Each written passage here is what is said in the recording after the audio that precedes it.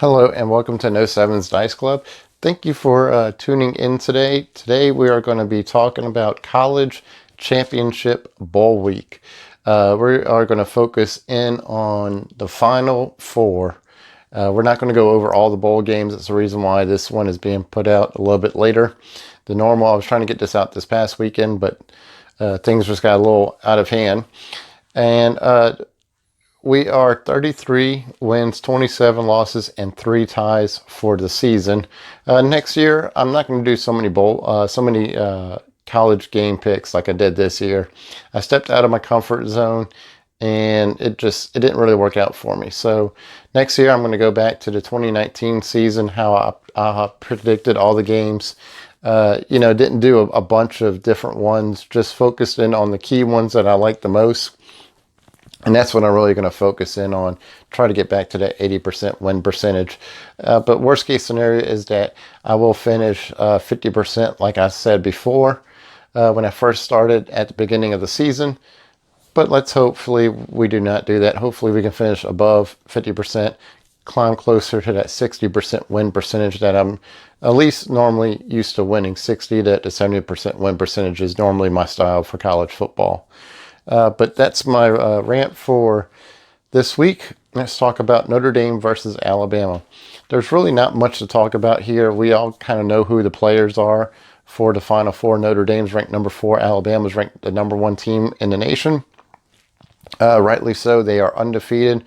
They are the only team undefeated with that many wins. Ohio State's the other undefeated team that was able to somehow squeak into the college football playoffs. I think Ohio State deserves to be there, but is there better teams out there that should also play? I do believe so, but we're not here to debate that. We know that Ian Book is the quarterback for Notre Dame. He is playing phenomenal, doing really well, leading his team to a historical season. The problem is Alabama's having a historical season of their own. Mac Jones is playing phenomenal. Jalen Waddle is supposed to be back, their wide receiver, who's going to be a first round, probably the first wide receiver taken off the board this season, coming up for the NFL draft. And there's also a plethora of other talent that Alabama has that's going to be going to the NFL draft. Rumors are that it's supposed to rival what the 2019 LSU team has as far as all the NFL talent that's coming off of that team too. Alabama plays Notre Dame very well every time they meet up in a bowl game. In fact, it's almost embarrassing to see. I'm sorry, Notre Dame fans, but it's really embarrassing to see what happens to you guys when you guys play Alabama. I think it's going to be closer to when it was Clemson and Notre Dame playing a few weeks ago in a championship game. That's how I kind of see this game. I really feel bad, but I think just Alabama's going to really just manhandle Notre Dame. Ian Book's going to put together a great effort, and he's going to try to keep the game close. Minus 19.5 points is pretty much right where I want to be at. I don't want to be any higher. Where I would draw the line at is minus 21 would be the line in the sand. If it goes above that, then I would pick Notre Dame. But minus 19.5, I feel pretty comfortable. Alabama can cover that. And so that's who I'm going to pick. And for the bully picks, I am going to pick Alabama too to win that game outright. That defense for Alabama is getting stronger every single week. All their players are finally getting back together, and I think they will be, for the first time ever, will be getting back to full health for the first game. Next up is Ohio State is number 3. Clemson is number 2. Clemson is minus 7.5 points. As this morning, something interesting broke about Ohio State. I don't know if it was a head coach or not. I don't know if it was Day or somebody else accused, not directly, but indirectly accused Clemson of sign stealing all their defensive plays and offensive plays.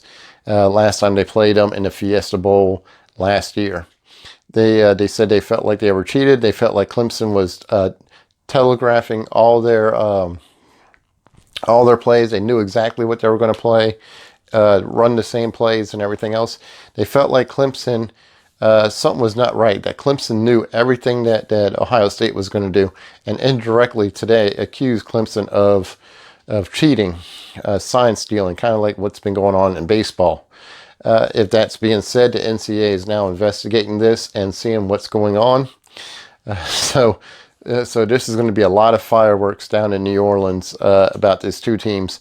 And Dabo Swinney kind of took the first shot across the bow when he said that Ohio State does not belong in this game, that it should have gone to Texas A&M or another team who's actually played a full array of games and not just 5 or 6 games, and go undefeated and play a bunch of prima donna teams. And, you know, with their impressive win records over the past few seasons, that helps them carry them over into this season. So this is going to be a lot of drama and a lot of heated rival in this game. There is going to be pretty much no quarter taken in this game, and you have Trevor Lawrence, who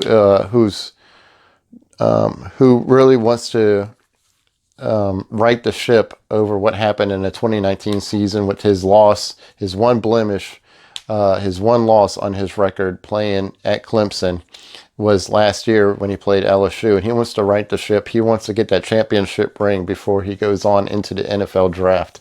Ohio State, they want to prove to Clemson that they do belong there, that they're not just a one-hit wonder band, and that they can actually play a full-scale, offensive football and defensive football and everything else. The problem is Ohio State has really no defense this year. And with Clemson airing it out all over the place, I do not see Ohio State keeping it up. The over is right at 70 points. That's a very possibility of seeing this over. Clemson, we all know throughout the season that they have been able to shoot it out with the best of everybody, ranging about 40 to 50 points a game. Ohio State ranges about 30 to 40 points a game too. So this could be a technically very close, right next to the over. But if you're going to be comparing everything, you know, all the stats and looking at everything, even with all the drama and fireworks, these two teams, this is pretty much going to be a really good game at night down in New Orleans, because these two teams, you can see the bad blood brewing between these two. And Clemson's going to be coming in there with the chip on their shoulder. So is Ohio State. So I would say this is going to be a close game. The only reason why I'm saying it's not going to be a close game is because Ohio State, their defense has really not shown me anything in this season that's going to say that they're going to keep it close. And so Clemson's minus 7.5 points. I'm going to lean on Clemson to win this game outright. That's going to be my bully pick. And Clemson's going to take the minus 7.5 also. They're going to cover that minus 7.5. So I really look forward to seeing how this game's going to end up. I mean, I would not be surprised to see a couple of fist fights, maybe some ejections from targeting and stuff. So if you guys like drama and football all to be combined into one, pop the popcorn and watch the show January 1st that night, because there'll be plenty of it down in the Big Easy. All right. Next up, we have December 30th. I'm sorry for picking this game so late, and I thought about switching it up, but I really want to see how this game's going to end up. But Florida versus Oklahoma. Oklahoma is red hot right now.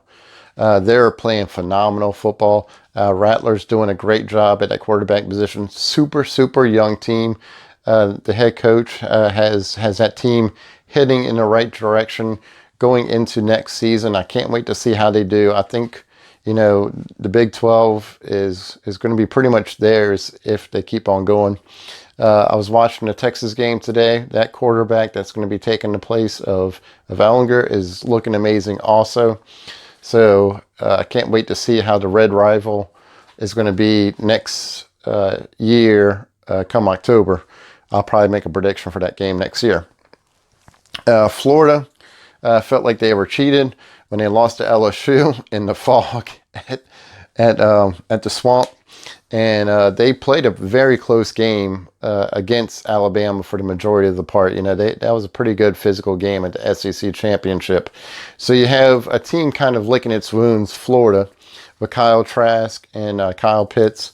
Both of them going to the draft, both of them playing a great brand of football. Both of them, you can definitely see both of those players playing on Sunday. Oklahoma has a ton of young talent, trending in the right direction. And I want to compare this game almost similar to LSU and Florida. That's how I kind of see this game. It's going to come down to pretty much a field goal, and that's where I can kind of see this game. And I think whoever has the ball last is going to win this game with the last 2 minutes. Oklahoma's favored by -4, and I kind of see Florida pulling this out. Florida's ranked 7. Florida's ranked 7. Oklahoma's ranked number 6.